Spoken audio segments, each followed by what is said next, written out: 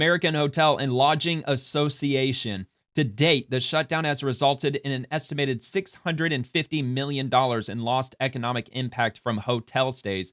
AHLA, along with 15 business associations, called for a clean continuing resolution to reopen the government and restore services that impact the hotel industry and so many Americans across the country. And you could read their full letter.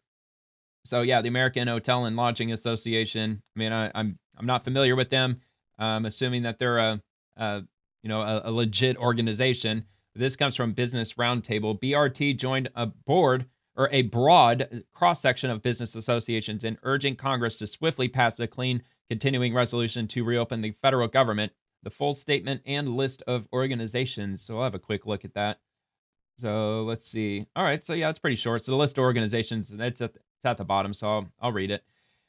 All right, so today, a broad cross-section of business associations issued the following statement. Quote, government shutdowns impose real escalating costs. While exact figures vary, public estimates of the current funding lapse suggest $10 billion to $15 billion per week in lost output and economic activity. The longer the shutdown persists, the larger and more durable the economic damage becomes, and some of it could never be recovered. Among many other impacts, each day the government remains closed increases the permitting backlog for major infrastructure projects. The nation's air traffic control system and its workforce are also showing signs of stress. We urge Congress to swiftly pass a clean continuing resolution to reopen the federal government. Immediately reopening the government would avert further economic disruption and give Congress and the administration time to negotiate a longer-term funding package and address other pressing issues. And this statement was issued by Airlines for America, American Bankers Association, American Hotel and Lodging Association, Associated General Contractors of America, Association of Equipment Manufacturers, also Business Roundtable, Financial Services Forum, Information Technology Industry Council, National Association of Home Builders, National Association of Manufacturers, National Association of Realtors, National Association of Wholesale Distributors, National Electric Manufacturers Association, National Retail Federation, the U.S. Chamber of Commerce, and U.S. Travel Association. I bet quite a few of those have probably put donations behind Democrats in the past. I would almost bet on that. Yeah, it's funny how quickly things change when the money starts drying up, especially when Democrats own the shutdown. So we're going to head to House Republicans' rare moment of Democrat honesty. Rep. Josh Harder, Democrat from California, just revealed that he thinks it would be a fool's errand for Democrats to end their government shutdown. Democrats view your suffering as leverage for their party. They don't care about the 42 million Americans who are about to lose access to food assistance. Instead, Democrats are fighting to give free health care to illegal aliens. Why not? It's only 10 seconds. I think the idea that you would give up all of your leverage and then hopefully get some sort of great deal coming down the pike is just a fool's errand. Why not? I mean, giving up your leverage, dude, like, are you just suggesting that you should infinitely keep the government shut down forever and ever? Because you're really at a stalemate, and you're on the losing end of that because you're causing millions of people to suffer as a result of it, many of whom vote Democrat. I bet with people who directly suffer financially from this shutdown or by way of food benefits or what have you, I bet by far the lion's share of people are voting Democrat. That would just be my wild hunch.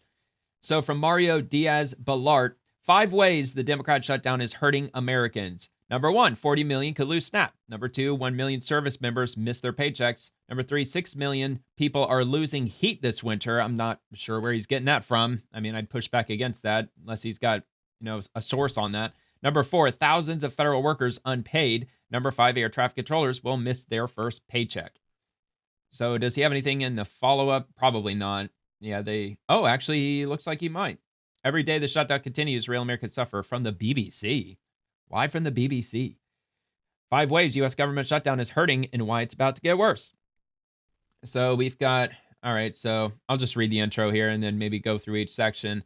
The U.S. government shutdown has entered the 5th week, and there is no clear end in sight. With Democrats and Republicans deadlocked over passing a spending plan that would reopen federal agencies, millions of Americans are feeling economic pain that could soon grow worse. The fiscal fight means millions of Americans may not receive food aid, thousands of troops could have to work without pay, and millions may go without heat.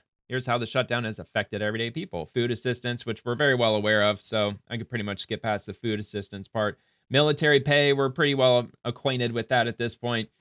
So, yeah, the Pentagon accepting a $130 million gift, which I believe they said it would take an act of Congress to be able to take that money and put it directly into the military service members' pockets. So I'm not really sure what movement's happening with that. And the White House plans to pay the troops on Halloween by using money from a military housing fund. Right. Also the research and development account at the Pentagon and Defense Procurement Fund, according to Axios. And the administration made payroll by moving $6.5 billion from military research. Okay, so they already used that money to pay them.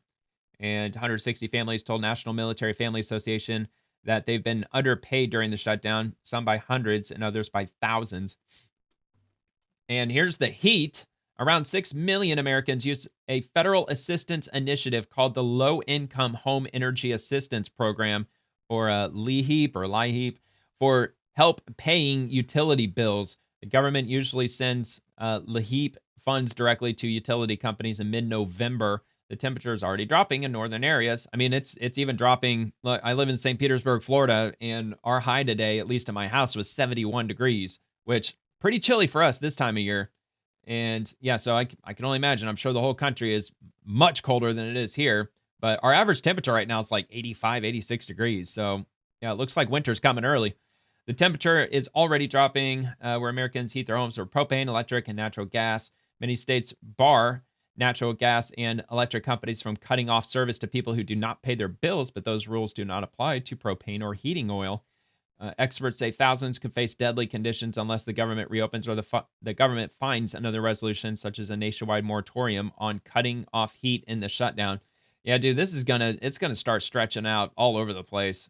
I mean, like the tentacles are just gonna keep clinching all different parts of everyday society. Federal civilian workers, thousands of Americans work for the government as civilian employees, and many will miss a paycheck this week. It's been a slow burn for many.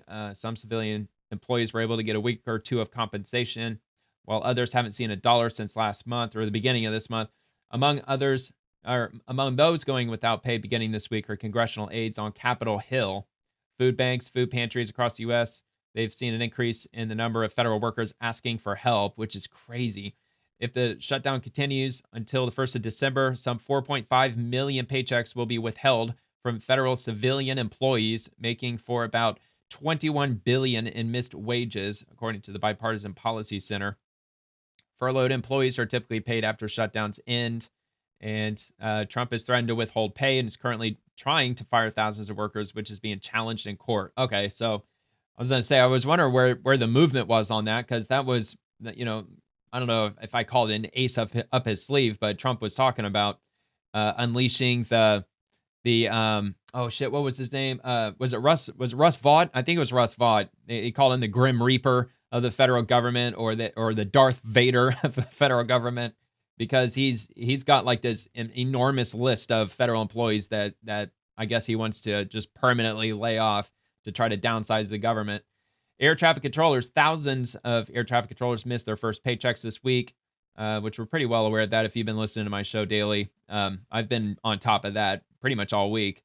So, all right, so I'll move to the next thing from House Democrats. And then after House Democrats, I've got Senate Republicans. We've got a remark from each of them.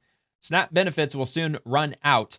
Healthcare premiums will go up. Federal workers will miss their first full paycheck. Well, and whose fault is that? Republicans are using the American people as political pawns in their shutdown. They control the government. They could fix this now. Well, they don't have control over the Senate because they need 60 votes to pass spending. But of course they know that. Senate Republicans, the Schumer shutdown has forced millions of Americans to work without paychecks, lose out on life-saving services, and miss critical benefits. Why won't Senate Democrats reopen the government? Because they care more about political leverage than American families.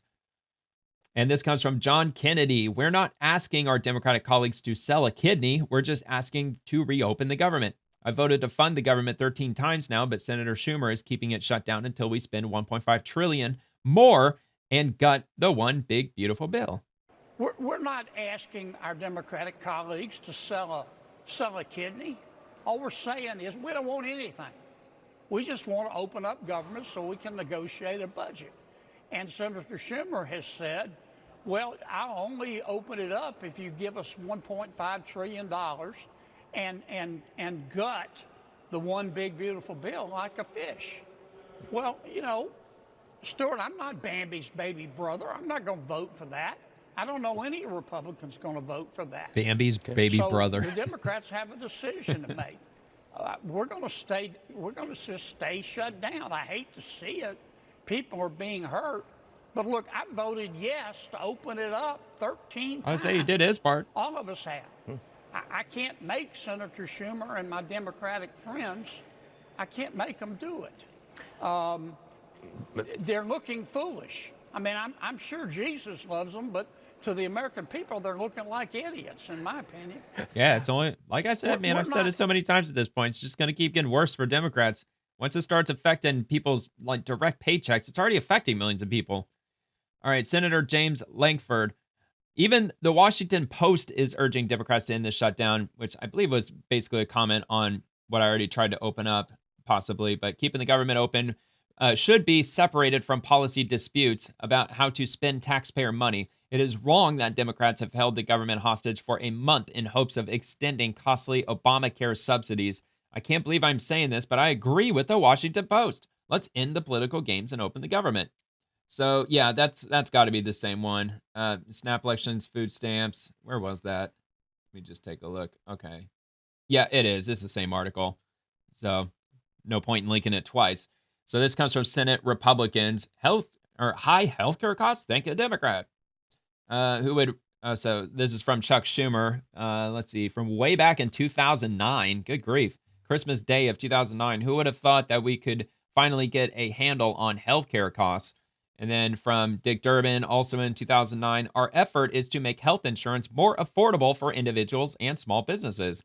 In 2010, Democrats promised Obamacare would make health insurance more affordable. It did the opposite. The Washington Post, quote, the real problem is that the Affordable Care Act was never actually affordable. And that was in October of 2025.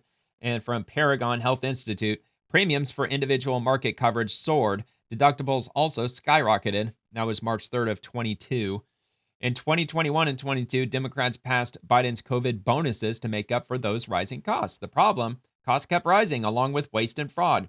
Quote, for 2025, the Business Group on Health said its annual survey of large employers had found that they expected costs to rise about 8%, the highest jump in more than a decade, which is, quote from the New York Times, expect higher costs for your healthcare benefits next year on November 11th of 24. And the next one, Democrats in 2021 sweetened subsidies for buying insurance on the Obamacare exchanges. Enrollment has since doubled, while taxpayer costs rose by 150%. The Wall Street Journal editorial, the phantom patients of Obamacare from August 17th of this year. And finally, Democrats' healthcare solutions have utterly failed Americans and led to higher premiums. Democrats admit the system is not working. For Chuck Schumer, the healthcare crisis is so deep and so real. Amy Klobuchar, people are literally standing on a healthcare cliff right now. And Bernie Sanders, we have a broken healthcare system. Nobody can afford healthcare. Well, it's because of Obamacare. And it doesn't take a genius to figure that out. I mean, most of us, we lived through all of that. And we definitely remember quite clearly. All right, from Treasury Secretary Scott Bessent, President Trump has been laser focused since the day he came into office on rare earths. He recognized this sector as a strategic vulnerability for the United States. China controls about 70% of mining for rare earths and 90% of refining. The Trump administration is determined to fix this by taking control of our supply chains as part of his America First agenda. So obviously moving past the shutdown at this point. So let's hear from the Treasury Secretary. Since the day he came in office in terms of rare earths. He issued an executive order right out of the blocks. He recognized that this is a strategic vulnerability for the U.S. The Chinese control about 70% of the mining, but more importantly, they control about 90% of the processing and refining. So since January, President Trump, this administration have been working to stand up facilities where we can refine and process rare earths. I think it is something that we inherited. This was a mess that's 20 years in the making, and President Trump is determined to solve this because we have to take control of our supply chains. And we're going to be taking control of our supply chains in rare earths, in semiconductors, in medicines, in steel, in shipbuilding. Part of the America First agenda that President Trump is pushing is for us to be able to control our own destiny and not have any choke points in our supply chains like he inherited. That's extremely important. And as long as Republicans remain in control, or if they retain the House, the Senate, and the presidency, then I don't think we'll have a whole lot to worry about on that front.